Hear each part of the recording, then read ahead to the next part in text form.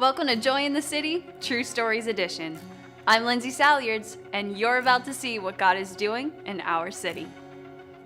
Coming up, today we talk with workers and recipients of the Father's House and the Father's Table, reaching out to members of the community with clothing and food for those in need.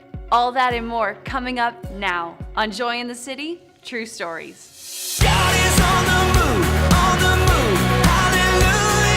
God is on the move in many mighty ways.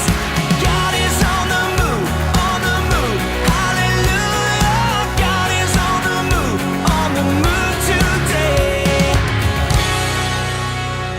Recently, Troy Ferguson spent an afternoon with several leaders and volunteers involved with the Father's House. The Father's House and Father's Table are separate entities under the same ministry. Both of these operate out of the same facility located here in Altoona. I spent a few minutes with Pastor John Gray, the pastor of Hope Community Church, which also resides in this building, and he is the pastoral oversight for these community ministries. We began by asking, what is the Father's House? The Father's House was a ministry that was set up to help people that were struggling financially, and we wanted to, basically give them, a place that they could come in and get clothing, and also food and household items that they could take home free of charge. And it was a ministry set up to help people. The ministry had already been started, and it was over in Bill Avenue. And we was doing ministry out of roughly a 3-room apartment with two what I thought was big closets, but really were small closets that we used to store our food. And we all had, in the kitchen, we sorted all the clothes. And the church had already began to dream, and I began to dream as well. And we were wanting a ministry place that we could do more for our community. And we were just trying to figure out where and how that would take place. And it was kind of neat how God opened the door up for this building. And then we began to dream as a church body, as Pleasant Valley, and also other people in the community caught the dream as well, and they contributed to help us to get to where we are today. So how long has the Father's House been in function? Well, to my knowledge, about 14 years. And how about in this building, this location itself? It's been around 8 years. And it's really had a huge impact on this community because of the need, especially in this area. Back when they did the census tract, they found out that this was the most needy area in our city, which was a fit for us because we wanted to minister to the needy and to touch their hearts. And this was the open door that God gave us. After our discussion with Pastor John, we took our crew and watched as person after person flooded into the Father's House. They have the opportunity to select clothing, food, and some other household items. Dick Weber talks about his role with the Father's House. I'm called the director of the Father's House, and I pretty much coordinate everybody else's stuff. I've got, as Judy said, real good people. And we get a variety of people. It's not always the same person doing the same thing, so they're pretty well cross-trained. And my favorite day is like today, when I have somebody doing each of the functions, and I can just keep an eye on things to make sure we still have enough of this and that on the table and different things. And sometimes Judy will ask me a question about requirements or something, And we had a couple social workers come in today, and we give them a certain priority, and they know that they can come to us on a short notice. And whoever set our hours up years back did so very conveniently because they cover the working poor as well. In other words, people that normally would work during the day or during the night or something like that. And caseworkers know that they can get in here with them, and their word and their letterhead is enough to get them a food order if they're in the Altoona area. Dick Weber continues as he tells us his heart for this community outreach. When I picked a theme for it, I picked part of the story that Jesus told about the prodigal son, and where the dad said, bring forth the fatted calf and put the best robe on him. And we want to treat everybody like that, to the point that we always call them sir and ma'am if we don't know them well. If we do know them well, we'll call them by their first name. And that's a relationship that we established to show in parallel how God wants to do a relationship with us, that he's forgiving and that he's willing to give us the best that he has. And that's the same goal that we have with clothing, no matter what it is. He explains how they obtain the many resources in which they gather the food and the clothing. Some of the, for instance, the Outback and the Longhorn, Tammy Gray had set that up, filed some papers a long, long time ago, and we never thought they'd do it. And then all of a sudden we got a phone call. And then some of the neighboring churches, St. John's in Lakemont, we're very close with them. Abundant Life, I'm very close with them. And quite a few other churches, First United Methodist, there's a whole bunch of them. And they know that we'll take certain things. And we've also got a good relationship with caseworkers, a good relationship with school counselors and that type of thing, who will come in with donations and different things, on their own, And so it just sort of happens. The word of mouth spreads, I believe it's the Lord, that's clearly given us favor, Over the course of a year, they will have over 200 different volunteers take their time to help with these ministries in one way or another. As you can imagine, the oversight of this can be daunting, but Dick tells us his motivation for continuing to do this day after day. Initially, it's more blessed to give than receive, and once you realize that, it doesn't matter what your perspective on life is or how differently you might see things. When you feel that blessing that accrues to you, it's something that you just have to do it. It's just something that you really get blessed doing. And of late, I'd say probably because I helped in children's ministries like the bus and different things, I've gotten to know a lot of the kids from this neighborhood and that, and I have just a special feeling for them because I see, the things that they're neglected, with, not only material things, but more importantly, love and compassion, and things that just some kids don't get any of, and so that's where my heart is, between the people and especially the kids, and the kids will, because some of them move a good bit, you might go 5 years till you see them again, and sometimes you don't recognize them, and that's sort of a neat thing because there's still a bond there. They remember you and you remember them,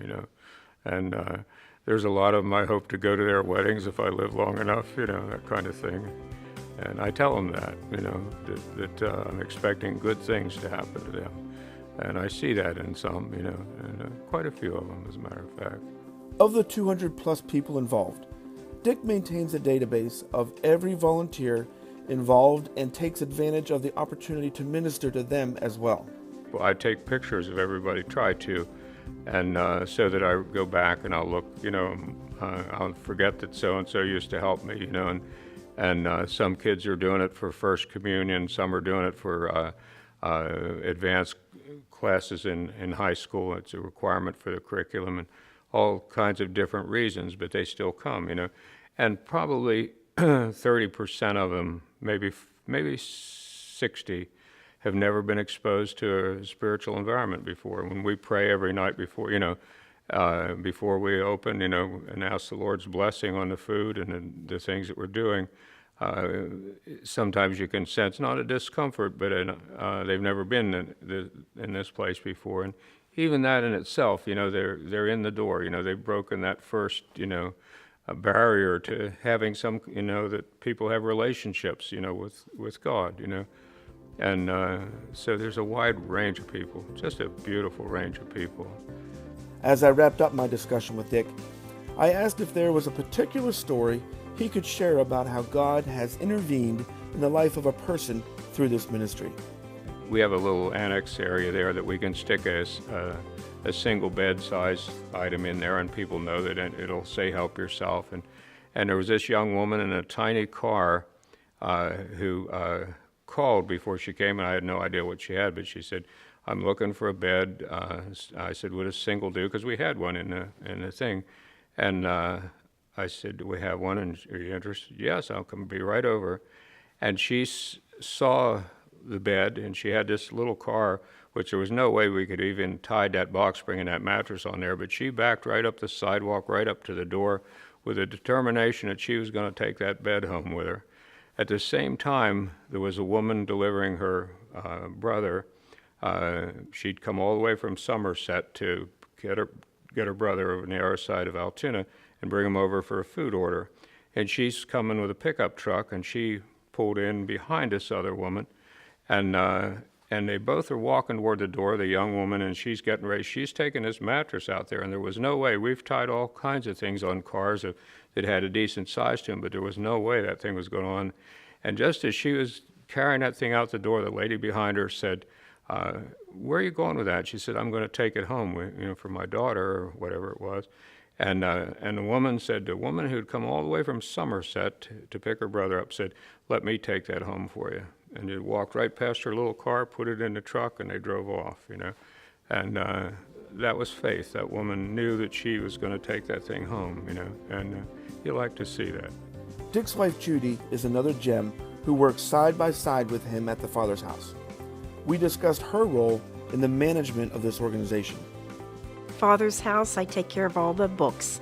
As the clients come in, they can get food once a month, so I have to take the ID and their bill and take care of that. Then all the monthly reports, I take care of that and sending it to the different agencies. And I also hang clothes, sort if needed, not as often because we have a great group that does that, and clean whatever's needed downstairs at the Father's House. As we mentioned, we only saw a glimpse of the people who take advantage of this ministry, but Judy talks about the approximated numbers of this outreach. Easily, households easily like 125, and there could be more, but easily that a month. That's people that can get food. You can get food once a month. And that's how we document it. Anybody can come in and get clothing and the notions and that.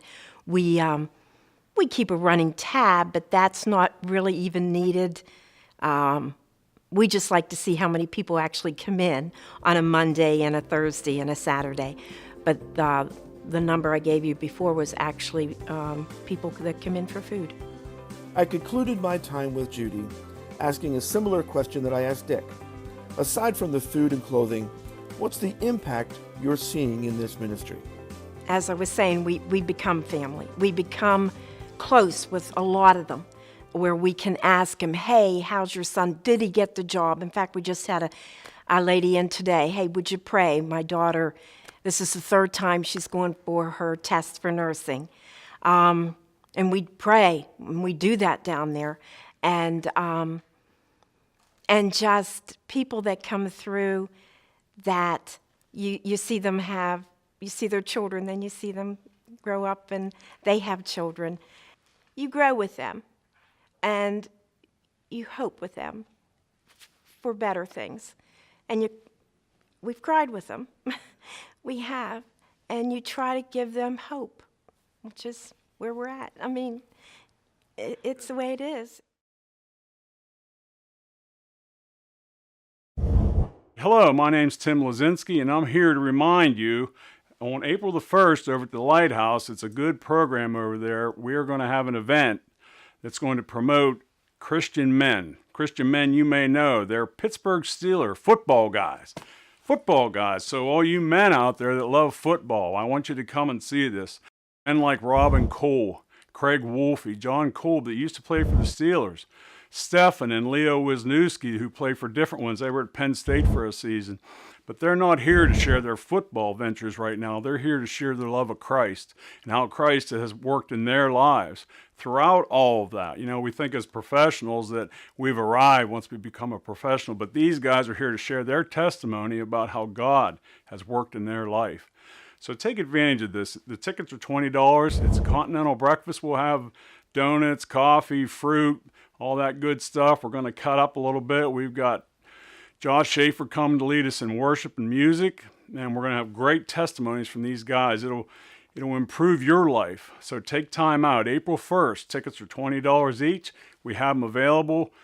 Just get a hold of us and let us know that you want to come, and we'd be glad to get you these tickets to come out and get a shot in the arm and learn how the professionals do it. That's all we're asking. Thank you. Thank you for taking the time to watch Joy in the City today. If you know of an organization or a person having a spiritual impact on our community, we want to hear about it. Please email us at stories@joyinthecity.org. As we continue with today's program, we also sat down with the connected ministry of the Father's House called the Father's Table. So let's move to what brought about the Father's Table, and tell me a little bit about that. Really, it was on the heart of Dick all along, and it was on the heart of us as well to do this ministry, which was the Father's Table, and we were to provide meals. We didn't want to overlap, Sister Paula and St. Vincent de Paul, they do a thing at lunch, and we wanted to offer something to the mothers as well as maybe single fathers, and that would help them in the evening, and also when the kids got out of school, that they could come in and get a free meal and have a nice, comfortable place to sit down and enjoy, a meal together and not be struggling. And how often does that go on? The Father's Table is open Monday, Wednesday, and Thursday, and right now we have a church who have stepped up and they're doing it on once a month on Tuesday. It's awesome to see other churches being involved, and they come in with soup and different things, and they provide a meal once a month for that. So as the pastor of this house, this building, and this community, what has the spiritual impact been on the community in your involvement? Well, it's neat to see that, number one, everybody knows who I am in the community. They know me as Pastor John. Some call me Father, but that's part of their growing up and heritage, that they think that I'm a priest, but I'm not. I'm a pastor. And it gives me opportunity to minister to the people that are hurting. I go into the jails and hospitals, and I minister to the people that are from this community. And also that when different people come in with different needs, they seek us out to have a time of prayer with them and to ask God for intervention on their behalf. It's a neat way that God interjects into their life. Dick Weber also has a key role with the Father's Table. Basically, just from a little bit of food preparation background, and I hold the license for I've served safe or whatever it is. I've had that for years. Different time, you have to renew it every so often, and that's sort of like a covering over the place as far as the technical things. But that's just part of me. That just finishes off the day. The provision of food for the Father's Table can be a day-by-day occurrence. Dick shares a recent exercise in faith and how God always provides.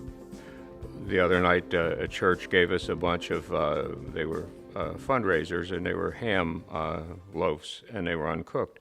Gave us a bunch of them, and they were very good shape and all that, so we put them into use. But there was just something that desire to take something and move it there and to feed people, and it's sort of like an extended family, that we have in the evenings. Earlier, we mentioned the number of households that are ministered to through the Father's House. The reality of that translates to close to 400 people a month. The Father's Table also reaches out to many each month, as Dick shares. Been doing lately about 60 a night, counting the two of them. There are some seasons that we do as many as 100, because the bulk of the people that come here now, because of the restricted parking, are people who walk. And as best I could determine, the farthest they walk is from the Penalto, and there's probably a good many of them come up. So that can change with the time of year and with the season. And so I'm conservatively and accurately, I would say probably 50 to 70 people. And we have some that'll call us every night to find out what the menu is, and it used to irritate me because you'd be in the middle of doing something, and what are you having tonight, but now it's kind of fun, to describe it, and every once in a while, if I think I know who it is, I'll say, well, we're having sardine and sauerkraut or something like that, and then there'll be a long pause, but now they know me too well to buy it, and I'll tell them what it is. After talking with Pastor John and Dick, we also asked a few of the workers what their role is and why they are involved with the Father's Table. I am one of the cooks. I help in other areas if needed. Well, we cook each Thursday night. Try to make a good meal for everybody. Well, what's your role? Helping him. Okay. Usually I make the salad and the drinks and whatever he needs chopped up or the dishes. Not chopped up, but I help cook Mondays and Thursdays and help serve and help clean up. Lots of times I bring my praise and worship music in, and we play that, and once in a while I'll bring in my djembe drum, and we'll play drum with that.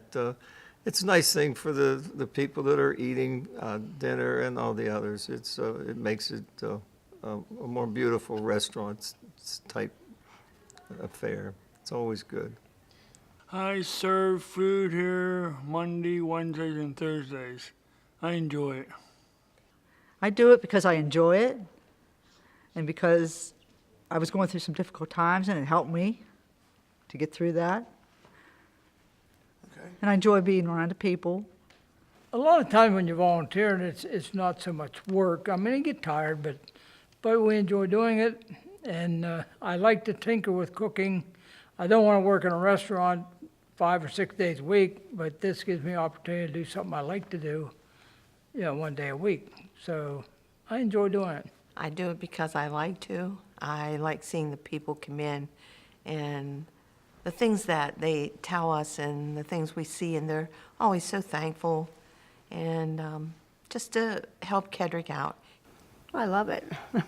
It's the best part of my life and continue until Jesus takes me home. Yeah, I've been here about 3 years now, and I just enjoy the same thing, just praying for the people whenever they need prayer, helping them in any way possible, and serving food. It's a wonderful thing to serve the Lord, but it's also wonderful when you're serving your friends and people that come here, and it's a real joy. I've been doing it about 4 or 5 years now. I just enjoy doing it. Like to serve the people, and I like the people at the church. And John and Tammy, they're like family. I loved hearing the perspective of this ministry through the workers. They continued as they explained how they see this ministry impacting our community. I think it helps in people who maybe don't have enough to eat get more to eat this way, and especially the children. When we first started here, there were a lot of kids that came in, and they were hungry when they got here for Saturday night service. And Skip and Linda Gracie used to cook meals for them, and we helped serve. And I enjoyed that so much, working with the kids and the after-school program that we used to do. I love working with children. When people came in here, sometimes we pray for them. And now, instead of asking if they want to pray for, they ask us. You want to pray for? Can you pray for us? And sure, that's why we're here. In addition to the ministry outreach, those involved are impacted as well. Barb tells us of one particular activity they all look forward to. At the end on Thursday nights, we usually do a group hug. And we started doing this because usually the ladies, when we're all done, we hug each other and say, oh, it was good being here with you. And one night I was doing it with Judy and Mary, and Dick and Kedrick said, oh, well, nobody's given us a hug. So they hugged and said how nice it was. So now we just all form a circle. And on 3, we step forward in the circle and say, praise the Lord, and then clap our hands for a good night. So it's one of the things we do. And Mike Piotti will not leave until we do group hug. He stays till the very end, and then he'll lean over the window and say, come on, group hug, you can finish cleaning up later. So it's one of the fun things we do. We always enjoy sharing stories of what God has done in the lives of individuals and families in our community. Today, we talked to a few impacted by the ministries highlighted in today's program. How did you first hear about the Father's Table? I live down the Penalto Hotel, and somebody down there asked me if I wanted to go up there and get a free supper. I said, sure. Well, being involved in the community as a recovering person, I found out that this facility was of great help to all the people that wanted help. So I came on up here. I was able to start a recovery meeting, and it's been over a year now, and we're doing okay. From my neighbors. I've been coming up here about a year, okay, and I enjoy the food, and I also have gotten to know some of the people that serve it, and you know, it's been nice. I feel like a family, kind of. Tell me, how has the Father's table been a blessing to you? I live by myself, okay, and it's not always a great honor to serve a big meal to yourself, you know, and they always have something good up here, and it's convenient. It's like a couple blocks away from where I live.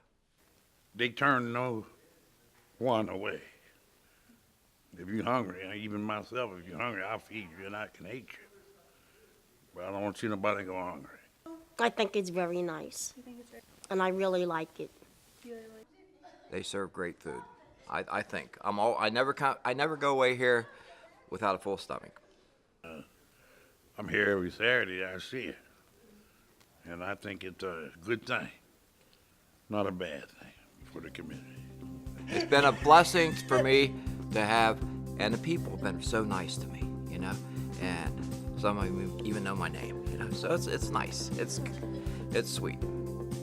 In addition to the Father's House and Father's Table, there are 2 churches that meet here, a Head Start program, and a Job Assist program for those 55 and over. They all operate out of this facility. As you have watched today's program, you may be able to volunteer your time or donate towards these ministries. You can find more information on the Father's House through their Facebook page, or simply call the office at 814-381-7021. Clothing and household items can be dropped off on the porch of the Father's House at 1520 11th Street. Volunteering time at the Father's Table can also be organized through the office. As we wrap up today, Pastor John gives us a few final thoughts. You know, it's a joy to minister in our city, and that's the name of the show, The Joy of the City.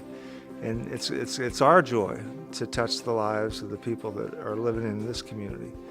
And I think we bring joy to the Father's heart when we do that as well, because that's what He's commissioned us to do. That's all the time we have today. Thank you for watching Joy in the City, True Stories. I want to encourage you to join us every weekday at 9:30 a.m. We'll start the week off with a challenging message from Pleasant Valley Assembly Monday and Tuesday morning. Wednesday at 9:30, we'll be inspired by the True Stories edition of our program, such as you saw today. On Thursday and Friday, at the same time, we'll dig into the archives of our messages, testimonies, and other ministry programs. Be sure to watch Joy in the City Monday through Friday at 9:30 a.m. Be encouraged, because God is moving in our city. God is on the move, on the move.